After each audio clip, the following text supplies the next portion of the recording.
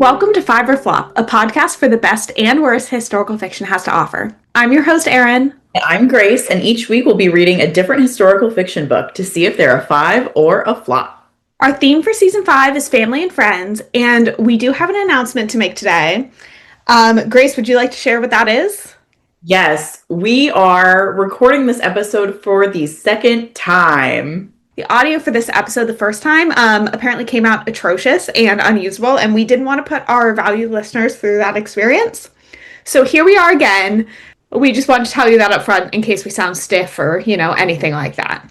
Yes, so we are having our second discussion of this book, which is The Last Kingdom by Bernard Cornwell, and we have here a friend and family, I would say, data scientist Ashley. Hello, happy to be back again. How are you doing, Ashley, and why did you make us read this book? First off, I'm good. And I asked you guys to read this book when you started the podcast, because that was when I was reading it for the first time. I've read this book multiple times. Was that really when you were reading for the very first time? I believe so. It had been like shortly after. Oh, wow. When we were living in R Street when I read it. I really thought that this was like a book that you had read from your like teenage years. Yeah, me too. I was introduced to it when I watched the Netflix series. My mom came to stay with me for like one night back in the old house, and she was like, let's watch The Last Kingdom. And so we watched the first episode together, and that was how I was introduced to it. Watched the whole series that was released at the time, I think up to season 4. And then I read the books after that. Oh, see, second conversation, we're still learning something new. I was going to say, clearly we didn't cover enough ground the first time. Yeah. So anyway, Ashley, thank you for keeping us on our toes. Yeah. Yes. But to your original question, I really like these books, and I was curious whether or not you guys would like them. I did not have super high hopes. And I thought it would be fun to discuss. Let's clarify for the audience. When Ashley says these books, it's a series of 13. We only read the first one. Yes. So could you imagine if we were like to all of our other family and friends, yeah, you get to pick one book, but Ashley gets to pick 13 books. Books. To be fair, if we never get sick of doing the podcast and we do it for like the rest of our lives, we're going to run out of ideas. So like season 30 is going to be like, we just read all of the books. I'm going to say it's the Last Kingdom season. 13 episode season. Yeah. You can even do a 26 episode and break it up. There would have to be a lot of bonus episodes too for every episode of the TV series. Yeah, exactly. Every single one. That's just, it turns into a Last Kingdom podcast, actually. A spin-off podcast, exactly. And I'm your host, Ashley. You're the host and we're the guest host that you bring in on occasion, but mostly it's just you talking about these books. Anyways, before we get into this book, how has everyone been? What's new? What's going on this week? It's just after Halloween as we're re-recording. And it's going to be when the episode comes out, not long after Halloween either.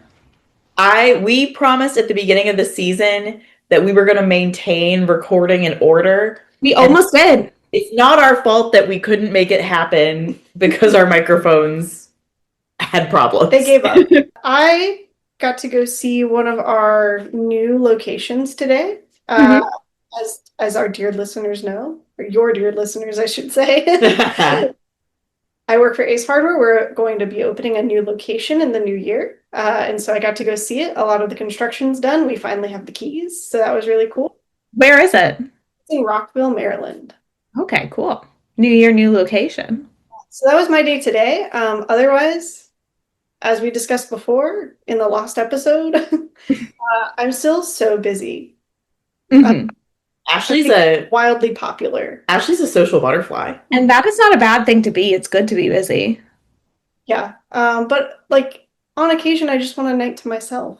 That's fair. That's fair. Don't we all? Well, I am having the opposite of a night to myself this weekend, or this past weekend, for those of you listening when we air. My sister and I are going up to New York on Saturday to go see Oh Mary. And I don't know if I've talked about this or not yet on the pod, but Jane Karankowski is currently in it as Mary. So we just said, hey, what if we take each other as our Christmas gifts and do a night up in New York and then come home the next day? Because she lives in Richmond, so also not that far of a train ride. That will be super fun. I'm so excited to hear about it. Oh, yeah. And Rose is actually also seeing Death Becomes Her in the afternoon because she'll get in on Friday. Oh, Fun.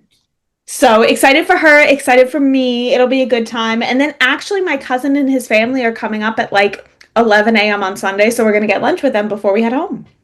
wow. Well, also crazy to be in New York like this weekend immediately following the election.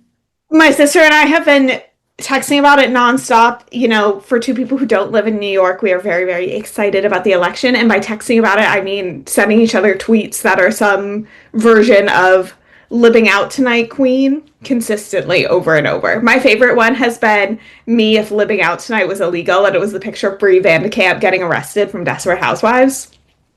Of course, that's your favorite. Oh, of course, that's my favorite. I missed the Desperate Housewives era so much. Anyways, Grace, what's new with you? I'm okay. I'm kind of the bad kind of busy. I've been very much chained to my desk a little bit, but that's okay. Everyone has their girl boss eras. Mine does tend to come around the holidays when it gets really busy, but you know. Which is interesting to me for your line of work. Doesn't hiring usually like slow down?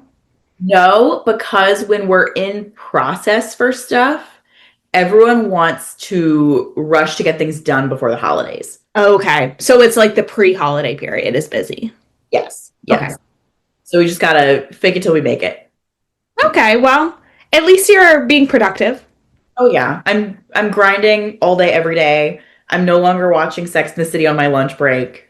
You know, it is what it is. So quality of life has gone drastically downhill as of late. Unfortunately, yes. It's a dark time when Sex and the City isn't on when I come home. What's everyone been reading lately? Anything good? Ashley? I have been reading The Two Towers, the second Lord of the Rings book. For the listeners, Erin is shaking her head. Look, I love this book. And I completely respect that you do. Yes. I just... no, you go ahead. Well, I truly wonder if like you would have had a better time with this series as an audiobook. Because I know you purchased the physical books, but in recent years, I don't know exactly when, they did a re-recording of all the audiobooks with Andy Serkis as the narrator. Andy Serkis famously is Gollum. Mm-hmm. And famously Caesar in Planet of the Apes. Why did I not know that? The new one? He's just CGI. Yeah, because he is just CGI. Okay, that's true. Can I ask a mean question? Does he do movies with his face in them? Yes, he is also famously, the boss in 13 Going on 30. That is okay. Those are really the only things I know him from. I do know he does other stuff. So he's not horrifically ugly, which was my thought. No offense to him. Very handsome, I think. What's his name? Andy Serkis? Andy Serkis. But not circus like. But not spelled like circus. I learned. Oh no, I would agree with you. I do think he's pretty handsome. Like an older gentleman handsome. However, half the pictures of him are just Caesar the Ape. Yeah. I do have to tell you, Ashley, and I think I told Grace this, but I forgot that I still have one more Lord of the Rings that I haven't read. And you know how I remember it? Ashley, you probably have not seen what I'm about to be referring to, but I know Grace has seen the tweet where it's the woman on TikTok who like makes these videos, and it's like she's reading the book and then the character comes and they start like making out and then it flashes back to her reading the book, and it was quote tweeted and it says, me reading Lord of the Rings and it's Gollum who comes making out with me. And that is how I remembered I still have to read the third Lord of the Rings, which I intend to do at some point. I would like to point out language that is amusing to me in that sentence, which is have to. You not have to. Gun to my head. I have to in terms of a commitment to myself. Okay. Well, that's brave, because I would give up if I didn't like book one of a 3-book series. Oh, I didn't even start with book one. I started with the prequel. So Hobbit, which With is book 0 so of a it's kind of 3-book series. what would be hilarious. The funniest option is if you read the Silmarillion and then loved that. that would be really funny. Like, could you imagine? That's objectively the most difficult It one. is. It took me a long time to read that. I would imagine. Grace, what are you spending a long time reading right now? I'm trying to remember if I've brought these up on the pod before. I probably have, but I genuinely can't remember. But anyway, I read this little mystery series that's set in the universe of all of Jane Austen's characters. And there's 4 books so far. I just finished the 4th one that came out a couple months ago, but I only read it when the library got it, which took them forever. But they're so cute. I love reading my book every year when it comes out. When we went to the romance bookstore, when we went to New York a year or 2 ago, I bought the 3rd one there and read it on the train on the way home when you were reading Daughters of the Deer famously. Yes. Yes. So there's going to be at least 2 more. So I'm happy. They're called the Mr. Darcy and Miss Tilney Mysteries, and they're by Claudia Gray, in case anyone is interested. Okay, And also very randomly, Claudia Gray, she writes these Jane Austen mysteries. I went on her website to see how many more books there were going to be. And she also writes Star Wars tie-in novelizations. Oh. Yeah. That seems like a very random assortment of things, and yet I was not surprised. I feel like that's a person might have those 2 interests together. I don't know.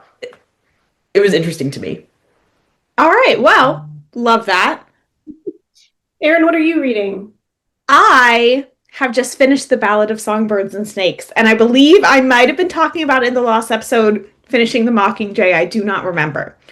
So I finished Ballad of Songbirds and Snakes actually this morning on my commute to work, and then I had a little bit extra, and I usually don't like to listen to audiobooks while I'm working because I can't focus as well, but I'm like, okay, I have like 20 minutes left. I'm just going to knock this out right now. And I loved it. Another 5-star Hunger Games book for me, which is exceptional. I've just really enjoyed my listening journey so far. First of all, I said this before I'd even read the book or seen the movie, and my only context was Twitter. The line "Snow lands on top" goes incredibly hard. Like, that cannot be beat. That is so good. But also, the audiobook was narrated by Santino Fontana of Frozen and Crazy Ex-Girlfriend fame, which was a really great experience for me as I got halfway through, and I'm like, this guy sounds so familiar. So I looked up the narrator and had a very pleasant discovery. That's delightful. I'm very happy that you liked it. As I someone did like it. who has not read any of the new published Hunger Games books. Ashley, have you read them? I have not read the new ones. I read the trilogy back when I was like in high school or middle school. Me too. Well, I would recommend everyone do a reread. So I've been thinking about it since you talked about it because you gave Mockingjay 5 stars. My group of friends, including myself, hated that book in high school, but I am wondering, looking back on it, like, would I have a different opinion of it now? So I've been considering it. And that's the point Grace made to me when we were talking about it, was that, like, it is not the happy ending a 13, 14-year-old would have wanted to be reading, but reading it as an adult in, this political climate is very different. I think that's one of the things that people say about the Hunger Games. Like, it has aged well. And that's why the new books and the new movies, I think, continue to be successful in a way that, like, Harry Potter hasn't continued to be successful, or like the Twilight Renaissance hasn't yet generated anything new, although I know they're working on that new TV show. But Hunger Games is still like peak performing because it continues to be relevant, and it was well written enough to hold up. But completely agree. I think Hunger Games have really held up. And I would recommend a reread / a re-listen from all of you. Okay. Well, now that we've talked about the books that we're reading, should we talk about the book that we read now a little bit too long ago to be talking about it in this episode, The Last Kingdom? Hit us with that synopsis. Right, everyone prepare. It's a long synopsis. This is the exciting yet little-known story of the making of England in the 9th and 10th centuries, the years in which King Alfred the Great, his son and grandson, defeated the Danish Vikings who had invaded and occupied 3 of England's 4 kingdoms. The story is seen through the eyes of Uhtred, a dispossessed nobleman who was captured as a child by the Danes and then raised by them so that by the time the Northmen begin their assault on Wessex, Alfred's kingdom and the last territory in English hands, Uhtred almost thinks of himself as a Dane. He certainly has no love for Alfred, whom he considers a pious weakling and no match for Viking savagery. Yet, when Alfred unexpectedly defeats the Danes and the Danes themselves turn on Uhtred, he is finally forced to choose sides. By now, he is a young man in love, trained to fight and ready to take his place in the dreaded shield wall. Above all, though, he wishes to recover his father's land, the enchanting fort of Bebbanburg by the wild northern sea. This thrilling adventure, based on existing records of Bernard Cornwell's ancestors, depicts a time when law and order were ripped violently apart by a pagan assault on Christian England, an assault that came very close to destroying England. I don't know if I said this the first time. I do think it's a pretty good summary. I think it's interesting in that it's almost more descriptive of the series as a whole than it is this book. Like, this stuff is present in this book, but none of it is concluded, really. It's introduced, it's begun, but it's not finished. But it's a good synopsis for the start of a series. Yeah, this is what you need to know, basically. The book overall accomplishes really well is having read all the books, which I know you two haven't. This is an excellent first book in the context of the series. I can see where, like, as a standalone, it's tough, right? Because you don't know the significance of all the characters. You don't know who's going to come back yet. As a reread, like, I know who all these people are. I know who's important. I know who to pay attention to. Whereas, like, if I put myself in the mind of a one-time reader, I'm like, who's that? I don't know. There's a lot of names. Well, speaking of names, let's talk about Bernard Cornwell. Bernard Cornwell, the author of The Last Kingdom, was born in 1944. He self-describes himself as a war baby. His parents were unmarried and from different countries, and so he was adopted by a couple who belonged to this kind of interesting religious sect called the Peculiar People. They're kind of an evangelical Puritan crossover. It doesn't seem like fun to me. And I think Bernard Cornwell agrees because he left for college to go to London University and he described that as escaping. So good for him for getting away. Afterwards moved to Ireland to work and he met his wife, Judy, who is an American. Bernard and Judy are still married. That's very romantic, I think. And he moved to America to be with her and couldn't get a green card. So when he needed to get a job, he had to get something that the government didn't need to approve him for. And that is when he started writing books. So the only logical job to get. Oh, yeah. He was like, oh, I'll just become an extremely famous and popular historical fiction author whose work is adapted into TV. And that worked out for him. So he has written more than 60 books. One of them is nonfiction. It's about Waterloo. All the rest are historical fiction. And this man loves a long series. The Last Kingdom is part of the Saxon series, which, as we've said, is 13 books long. But his longest series is called The Sharp Stories. They're about a British soldier in the Napoleonic Wars, and currently it is 27 books long. Currently makes me think it will be longer. I'm suspicious of him and his motives, so I could not tell you. European war stories kind of seem to be his like niche. Some of them are American war stories, but that's very much where he stays and is comfortable. He does have a post on his website dated June 25th of 2025 saying that the book he's writing now will feature the character of Uhtred. So I don't know if that's a spinoff. I don't know if that's a 14th Saxon story. I'm not sure, but that's what he says. And I have no reason to disbelieve him. And Ashley, do you have any suspicions on whether it might be a continuation or a spinoff or something? If it features Uhtred. That's the language he used specifically. Right. My guess would be that it is some other character. And just kind of a spin-off, so maybe a continuation of that timeline. But by the end of the 13th book, Uhtred is really old. It would not make sense to follow him. Okay. I could see where it's someone that is close to Athelstan, who is the king by the end, Who is Alfred's grandson. who is Alfred's grandson. So it could only, since we're talking about the Hunger Games, it could be like a new Hunger Games where it's like a character who's related to the story, but Uhtred isn't going to be like. Okay, gotcha. And my last thing to say, which was already been said, but I'll just repeat it because it fits in this section and I wrote it down. But The Last Kingdom and this series of books has been adapted to TV, started on the BBC, moved over to Netflix, 5 seasons of TV, and also a sequel movie. And that seems pretty successful and pretty well acclaimed. So thumbs up to them. I really enjoyed it. Thumbs up from Ashley and also Ashley's mother, correct? Yes. Okay. Right. Mother does not like the movie, but I think that they did the best that they could with the cards they were dealt.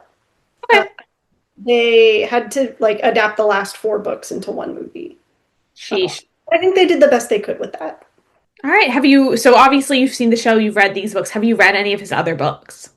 I tried reading his Arthurian stories. I read the first one, which I believe is called The Winter King. And I had a harder time with that. And I think the reason I did was because I did it as an audiobook and it was the same narrator who did Uhtred. Oh, yeah. And so I was just like, I had a hard time just not seeing Uhtred in this story. And I find myself anytime that I read something that is Arthurian, I really want to like those stories. And I always fall short for me. Well, you should try Gwen and Art Are Not in Love. Is my recommendation. I didn't like it. Oh, damn it. Okay. Not the spoiler there. All right. Well, good to know. Good to know. And I think it goes without saying that Aaron and I are not familiar with Bernard and his other work. No, but I do enjoy his life story. I think that's very interesting. He's Writing. He certainly has lived a life. Mm-hmm. Careful listeners will know that he was featured once before on the pod when we read Song of Achilles. When we read the synopsis on the back, he was mentioned. And I didn't realize that until we recorded. So was it Oh. Bernard Cornwell? Exactly. Okay. Mm-hmm. Okay. You know, that's not wrong. Mm-hmm. I think that that's pretty apt. Yeah. So works for me. Mm-hmm. All right. Well, let's kick it off with our disclaimer, which is our judgments come based on the book and characters within the book rather than any real historical figures they may have been based on, which is the case here, but also it was like so long ago at this point. But anyways, point still stands. And spoilers ahead. Spoilers ahead. Most of the characters in this are made up, and some are just part of like legend. Like we don't actually know if they were real or not. Yeah. Like we don't know what kind of personalities they had. Mm-hmm. Really. I mean, I don't know. But since you brought up Song of Achilles, I'll bring up my first point, which is if you were listening to this podcast, the books that it's the most similar to me are Song of Achilles and The Persian Boy, Mm-hmm. just because it's a book about war and guys being dudes. And that's kind of it. It's just like a men war book, period. Yeah. No, I had the exact same thought as I was reading it. I'm like, this is like thematically similar and like writing similarities in a lot of ways to those two.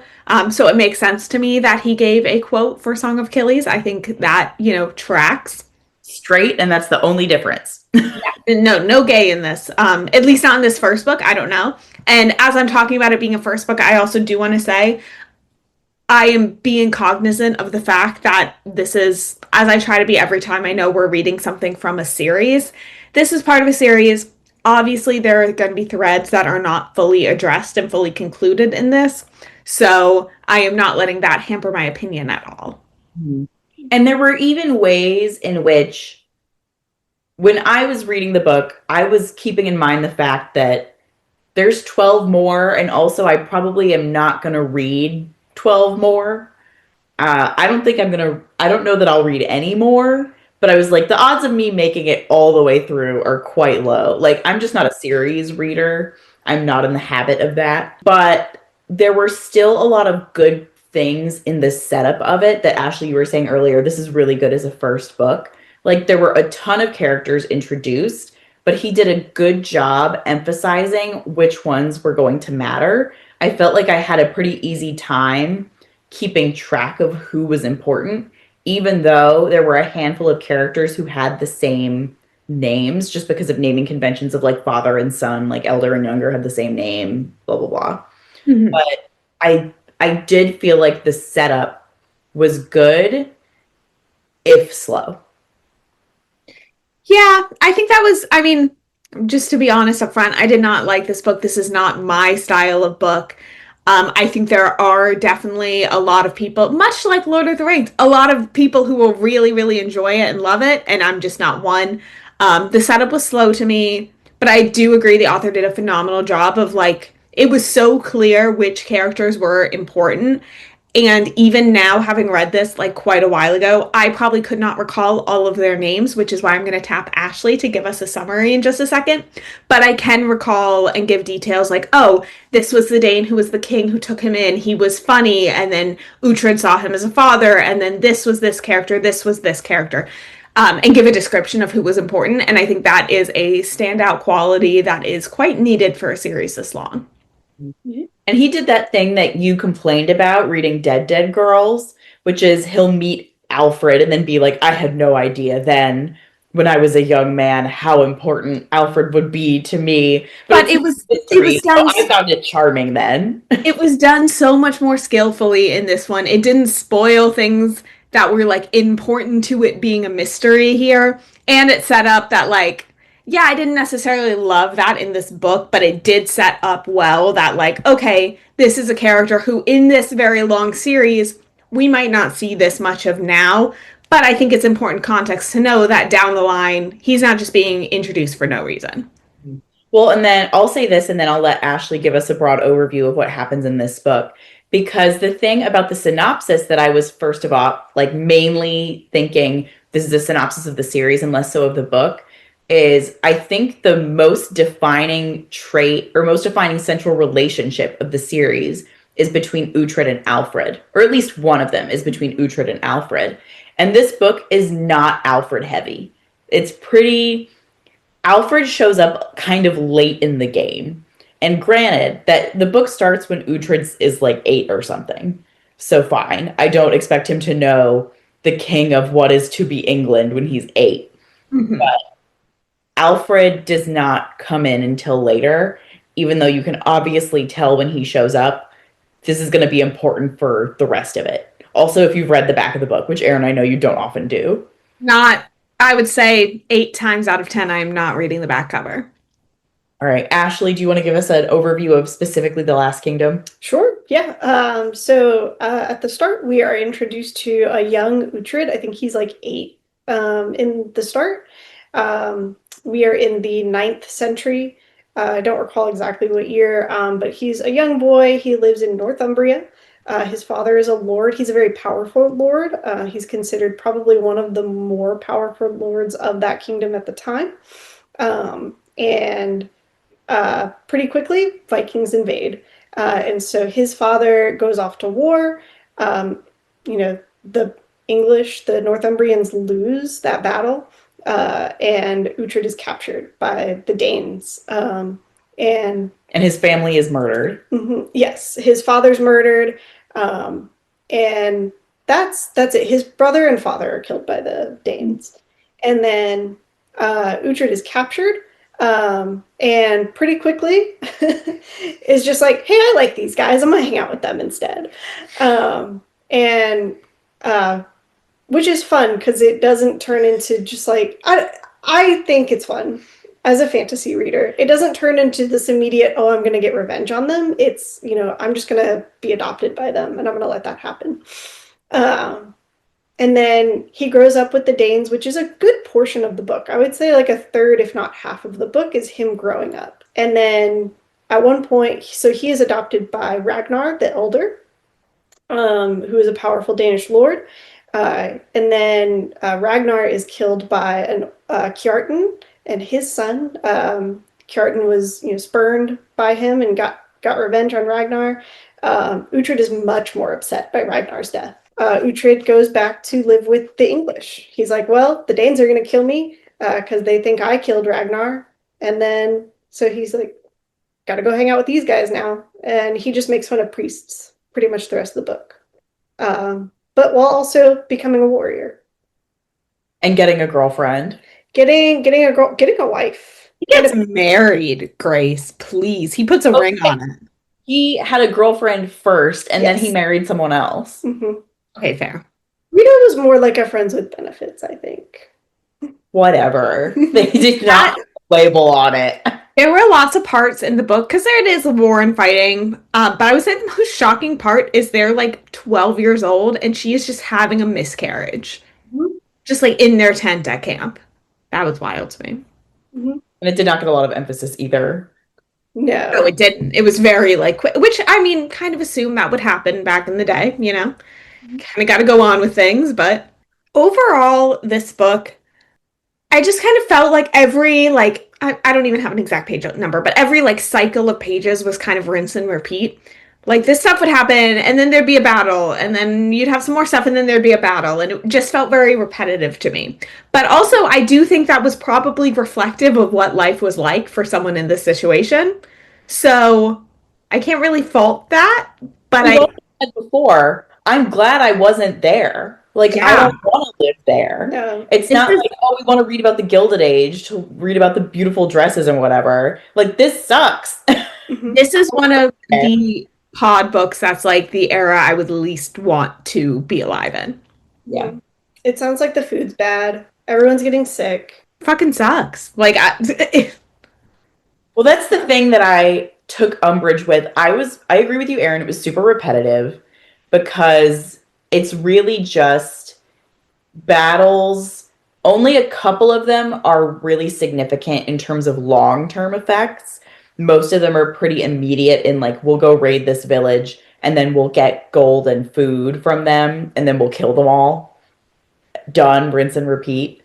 But then the other central tension is the Danes versus the English, not only in terms of the broader battle, but also in terms of Uhtred and his loyalty. And that's the thing that got me the most, because you're right, like it was amusing when Uhtred was just immediately making friends with all the Danes. But when I was reading, I was thinking, damn, this exact, not even just these guys generally, this exact man murdered your father and brother. And you're just like, he's my new dad. You like immediately sold the rest of his family. Basically, was like, don't give a shit about them. and then he does it again. He flips on the Danes like it's no issue at the end of the book. It's like, okay, wait a minute. You can't just become English again. You committed to being Danish. I thought you were a Dane. You still hate the English Christian priests and stuff. You don't even like them. Why don't you go back and hang out with your bros, the Danes? He's just so wishy-washy. Mm-hmm. I would not trust him as far as I could throw him. Yeah. No, I did not. I would not trust him as an individual. Even as a narrator, I'm like, I didn't think he was necessarily an unreliable narrator, and I'm also not saying that that's like a bad thing. But he didn't convince me of his motivations for doing those things. It's not like he lacked depth or lacked an inner life, because clearly he had it. Also, the narrator was Uhtred as an old man looking back on his youth, which I liked as a framing device. But his priorities were not my priorities, let's just put it that way. Like, we would not be friends, I don't think. And even his commitment to living the life of a warrior and being a warrior, it doesn't bother me that he's opposed to priests and he thinks that Alfred is a weakling because he thinks it's important to learn how to read and stuff. But for all of his warrior shit, they make a big deal out of the shield wall, which is how they have their battles. He doesn't even really do the shield wall that much. I wanted to hear more about, like, if you're going to commit. Mm-hmm. But no, he was only in, like, 2 shield walls, but they're not even good ones. Well, part of that is, the shield wall is to be avoided at all costs because it is a scary fucking place. Well, again, you don't have to convince me. I don't want to be there. There are more shield walls through the series, and there are things about the future books, and this is not me like trying to ask you guys to read those. I'm very happy you read the first one. Please inform us. There are elements of it that I think, based on what you have both been saying, that I think you would really like. that are improved upon. I think Uhtred as a character is very much improved upon. I think he is intentionally written kind of poorly in this because he's just like a little fuck ass kid. Well, Like, I've said it before, and I'm sure I'll say it again, because we read a lot of books that cover wide spans of time. If you're reading a book where the central character starts as a child and then they grow up, the best part of the book is never the part where they're still a child. The best part of the book is when they grow up. So it's When you fortunate for Bernard Cornwell that we're just reading this book, and that's it. when you say that, I think of Violetta, which is such a memorable book to me. I'm like, I do not remember that first part where she's a kid, like at all. No, you remember when she grows up and she has an affair with the pilot. Yes, exactly. Ah, ay. Yeah, Uhtred was not he was not doing it for me, but there was a plot that I did like and find really engaging in this. And that was his little Alfred's like scheming to get him to stay a little bit. And part of how he does it is through his marriage, which essentially, and Ashley, you're probably gonna have to correct me on the details, but essentially he like Uhtred gets convinced to marry this woman and doesn't know that she just has so much debt to the church that was inherited from her father that it is just like impossible to pay back. And that is how Alfred kind of helps ensnare him into staying. yeah, so Uhtred starts by guaranteeing a year of service to Alfred as a soldier. And then that is how exactly Alfred gets him to stay because Alfred can see his worth as a soldier. He knows that he could be like a commander of armies at one point. And this is how he's like, by law, I'm going to entrap you into being this. Mm-hmm. Yeah. And it's hilarious because also the girl is like 15 or 16 or something. Mm-hmm.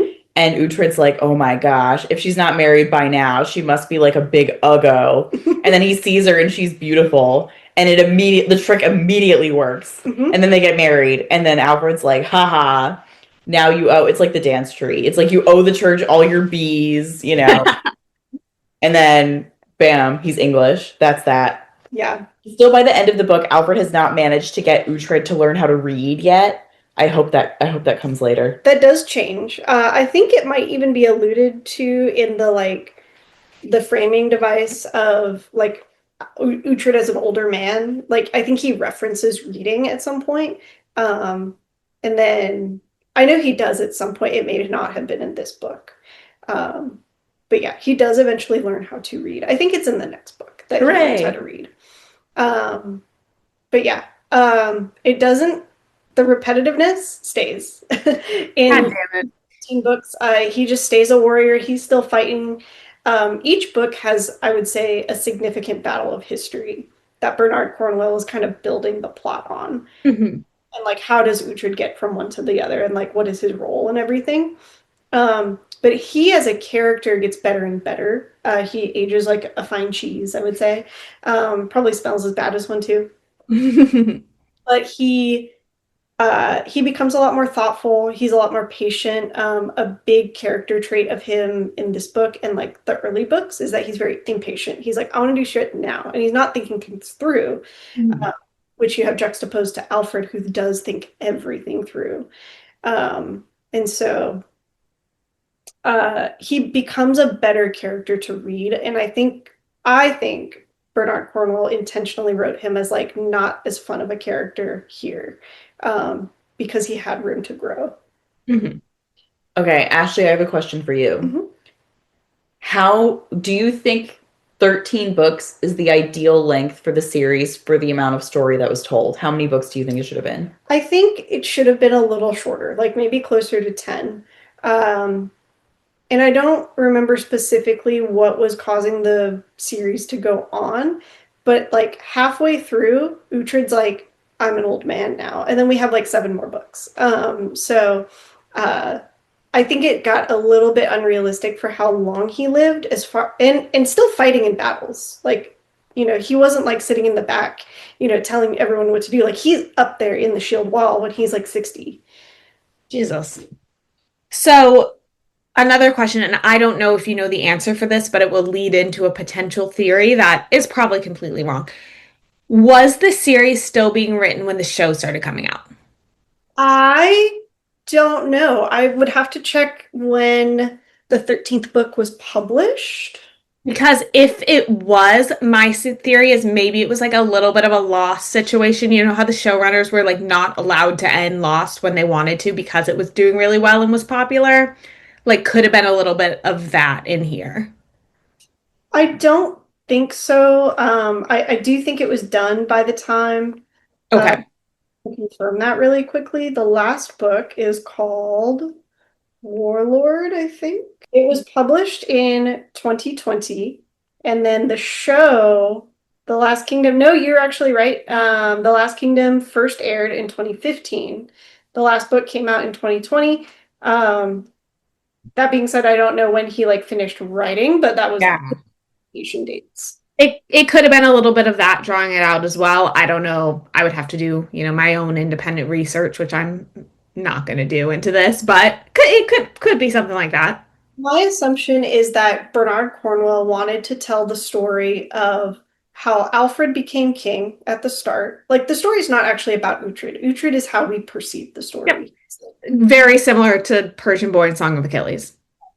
Um, it starts with Alfred becoming king, and then it ends with his grandson Athelstan becoming the king of England. So Alfred's the king of Wessex, which is just one little kingdom, the last kingdom. Mhm. Roll credits. And then Athelstan, his grandson, becomes the king of all the four United Kingdoms that are. Oh my gosh, is that why it's called UK? The of England. I do like a narrative device where it's like the narrator is not who the actual story is about. It was very limited in this book because Alfred was not in so much of this book. He's actually not in very much of the other books as well. Really? Finally, That's crazy then. Then I take back my opinion on the synopsis. Then it's false advertising. what is good about it is like they have very little physical interaction with each other. They do meet a number of times through the series until Alfred dies. But they are together very little of that time, but their impact on one another is very strong. Ashley, do you want to give us like a quick hits of like the rest of the series? Sure. So, And when she says quick, she means it. okay. Okay. I'm going to give you a blow by blow of each book. Yeah, so quick hits is that Uhtred, he continues being a warrior. He continues to work for Alfred. There is a through line theme of he loves the Danes, he loves the culture, he worships their gods, hates priests, but he does have this loyalty to England because he himself is English. And so he struggles with that. There are groups on both sides that throughout the series don't like him. There are changing views on him. He ends up, getting a new wife at one point, who he's actually like really, really in love with. He has multiple children with her. A second wife? A second wife. Does the first wife die, or is this like a society where there are second wives? His wife becomes a nun. So, Oh, Speak highly to being married to Uhtred. she gets married to Jesus. Well, to be fair, upgrade. No offense. One of my favorite story arcs, and I can't remember exactly which book this happens in, but Uhtred has a story arc where he becomes a slave for 2 years. He's sold into slavery and he like works really hard, but that's how he finds his best friend Finnan, who is my personal favorite character of the whole series. Who we don't know. We don't know him in this first book, but he's a lovely little Irishman, and he's very funny. and his name sounds like Finnick of Hunger Games fame. He's got a lot of Finnick energy, actually. I love that. All right, I support. Because I know my mother will comment on this later, like Finn, our dog. Anyway, continue. And then he continues working with Alfred. Eventually, as he gets older, he starts to see the wisdom of Alfred and why he's making these decisions, starts to agree. Alfred eventually dies. I read somewhere that it's theorized that Alfred's had like Crohn's disease. So he dies fairly young. His son Edward becomes king. Uhtred helps mentor him. And then eventually Edward dies as well. His son Athelstan becomes king. And then the series is over. Through that, Uhtred Also ends up falling in love with Alfred's daughter, who is introduced in this story, Athelflaed. She's just a baby, and we only see her one time in this book. Age gap relationship. Yeah. And that was another moment of like, I didn't know how important she'd become. Something like that. Yeah. And then there's a lot of, characters that stay through. Brita is there for a long time. Who is his like situationship girlfriend, mistress. Which is crazy because and we're not going to talk about this now because we did talk about this when we previously recorded.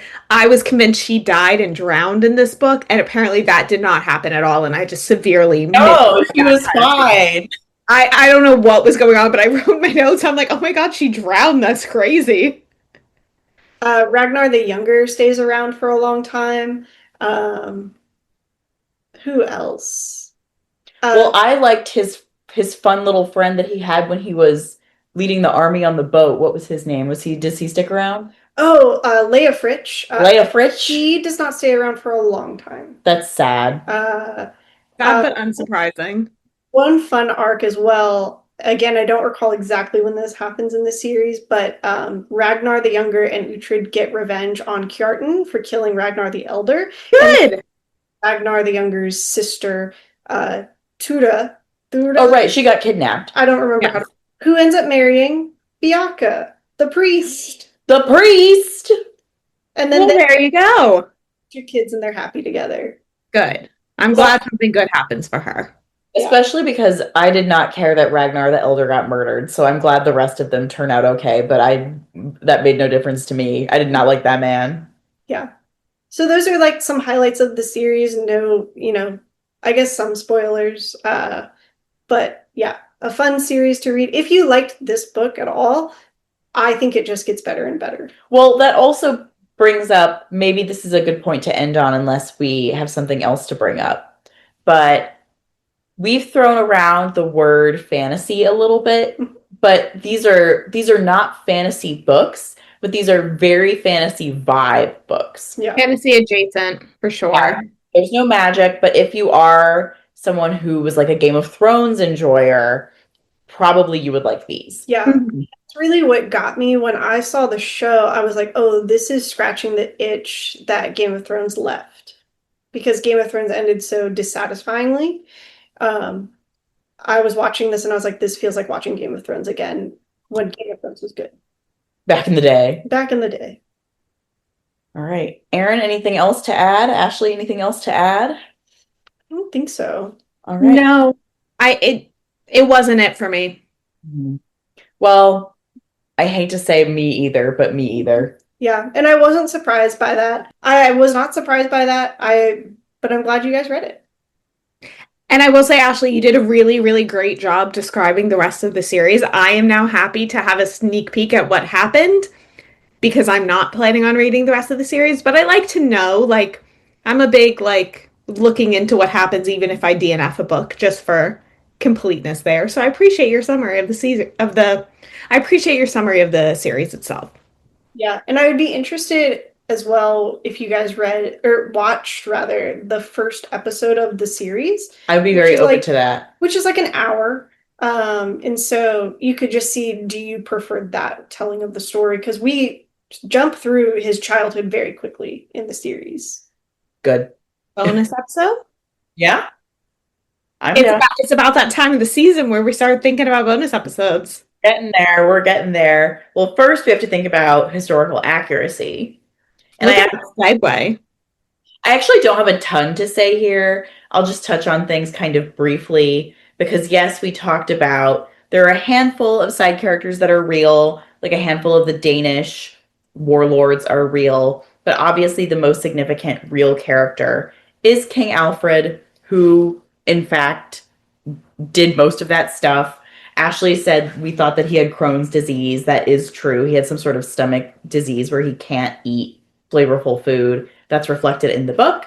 And that's actually so sad because it's not like they even had that many flavorful foods to begin with at that time. Couldn't even eat anything good at all, period. But even by their standards, he couldn't eat anything good. And then also, he was famously very pious and put a big emphasis on reading. That's all true. But the big thing about this series is it's kind of about Uhtred bearing witness to the creation of England, and Alfred is the king who kickstarted all that. However, he was never king of England. As Ashley said, the first king of England was Alfred's grandson, Ethelstan, which is hilarious to me also to have a grandfather named Alfred and then a father named Edward, and then your name is Ethelstan. But that's I no one asked me, so I don't need to share my opinion. But so Alfred he was the one who began the consolidation of the four English kingdoms into one united England. He is the one that basically prevented the Danes from overrunning the whole island as the King of Wessex, one of the four kingdoms, by beating the Danes. Ashley said, the books tend to have one real battle kind of at their center that Bernard Cornwell builds around.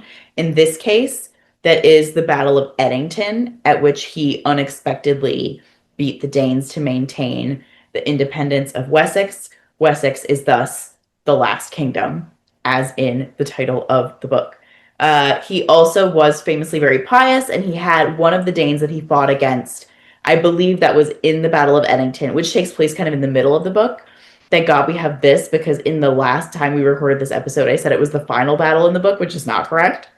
So he fights a Dane named Guthrum, and Guthrum does actually become baptized in Christianity, which is crazy because the Danes have incredibly mean things to say about Christianity.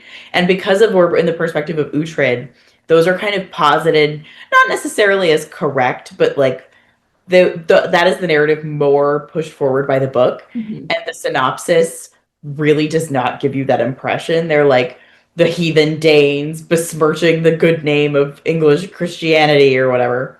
But Guthrum does get baptized after fighting Alfred and losing to Alfred at the Battle of Edington. So Alfred did not create England, but during his lifetime, his biggest creation was the Anglo-Saxons, essentially, the united English people. Kind of in the same way when you are a kid learning about the 13 colonies, they're like, back then, people didn't say they were American. You said you were Virginian or whatever. Like you were from Wessex, from Northumbria. You weren't Anglo-Saxon. And then that was Alfred's creation. All right. Cool. And that's that. Well, I do have some fun news re our star calculator. We had never actually filled it out the first time we recorded because none of us have a laptop. So we get to do that for the first time, and I can punch everything in because I do have a laptop right now. Damn it, I was so ready to just read off numbers. I've got so excited too, but nope, we are doing it. So I guess I'll go first. Historical accuracy, originality, characters, prose, and vibes. Historical accuracy, I mean, I don't think it was inaccurate, but I also don't think there was a ton to work with on this time period. So I'm going to give it a solid 3, and I think that's fair. I think nothing was wrong, but I also think he had to fill in a lot of gaps just by nature of time period. Originality, a 2. It's kind of every war book that we've read. Characters, a 3, because some of them I didn't like, but also they were still very memorable, which, like I said, I've read this several months ago now, and the fact that I can, like, speak to a lot of them, I think that's a feat, for sure. Prose, I gave it a 1, not for me, and vibes, I gave it a 1, also not for me, which is a score of 2, which is a flop, and I gave it a 1.75 originally on Storygraph, so I think that's still pretty in alignment. I think my overall feeling on this book is that objectively, I do not think it's a bad book. I think a lot of people will find a lot of enjoyment. However, I recognize that this is not a genre I enjoy. All right, I'll go next. Historical accuracy, I'll go 4. He did include a pretty in-depth author's note, which I always appreciate. So clearly he put the work into it. I'm fine with that, so he can have a 4. Originality, 3. I don't think it's unoriginal. I think it's a good idea. Like, the execution of it, you're right. Like, a lot of books are like this. But I'm thinking more conceptually, like, fine, sure. Characters, 2. I didn't really like most of them. They did not give to me. Prose, 3. I was going to say 2, but actually the prose was not my problem. It wasn't very fanciful. It's perfectly serviceable. It's fine. Vibes, 2. Not vibes for me. That is a 2.8. Okay, I gave it a 2.75 on Storygraph. Look at So, that accuracy. hey, I I live to serve. So unfortunately this is a Grace flop also. Sorry, Ashley. But again, like I knew going in, I go in with an open mind, but I also know this is not the type of book that I normally would read. Mhm. All right. So for historical accuracy, I'm also going to give it a 4. In all of the books, he gives like a pretty in-depth, like, here's what we know happened, here's where I had fun. And then originality, I'm going to give a 3. I've consumed a lot of content about this time period, and I do think he does some different stuff with it. Characters, 5. I love all these idiots. Prose, I'll give a 4. I think it was okay. There are parts that I really like. I don't think anything's like super stellar. And then 5, vibes, also 5. And that is a 4.2. And Ashley, how would you define that? I would say it's a fine leading 5. It's a solid 4 book for me. But as maybe like as a whole, the books are a 5 in your heart. I think Question so, mark. yeah. Like the series as a whole, like I will probably reread this again at some point. I will probably watch the show again. Like it's just, I have a lot of fun with this. And you even recorded the pod episode again. Again, it was meant to be. Well, Ashley, we appreciate your commitment to being here and talking about this book twice. So thank you very much. Thank you for introducing us to books in genres outside of what we usually read within the broader umbrella of historical fiction. Well, thank you guys for having me again. I always love to be a part of the pod, and thank you for giving it a shot and, adding it to the roster this time. Of course. Absolutely. And I would imagine this is not going to be your last time on the pod, so I'm sure we will be reading other fun adventures with you soon. I hope so. Erin, what fun adventure are we reading next week? Wouldn't exactly call it a fun adventure, but we're reading The Poisonwood Bible by Barbara Kingsolver. We won't have a co-host next week, but this book was recommended by my good friend Riley, and we have a little something from her to share about why she picked it. All right. And in the meantime, everyone, please keep up with us on social media. Our Instagram, Twitter, and TikTok are 5orflop_pod. And of course, you have to check out what we're reading on our Storygraph reading challenge. Yes, that is how you unlock the code to skipping this section with what we're reading next week, because you have advanced insider knowledge. And Ashley, are you part of our Storygraph reading challenge? You know it. Woo! Hell yeah. That's at least one of the 7 people, which is really big for us. Do you have any thoughts on what we should be reading in the future? If so, you can check out the recommendation form in the bio of all of our social media accounts, or shoot us an email at 5orfloppodcast@gmail.com. And in the meantime, Ashley, do you want to close it out? Happy reading. Bye!